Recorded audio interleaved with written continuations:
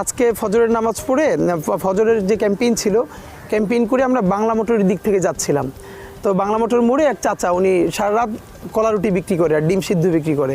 তো উনি দেখে দৌড়ে এসে আমাকে জড়ায় ধরলো এবং হাতের মুঠোয় একটা টাকা দিল যে এটা আমাকে গিফট হিসাবে। তো আমি নিব না, তারপরও নিলাম। যে মনে করলাম 100 টাকার একটা নোট হবে, না নিলে উনি কষ্ট পেতে পারেন, এই জন্য নিলাম। একটু পরে খুলে দেখি সেটা 1000 টাকার নোট।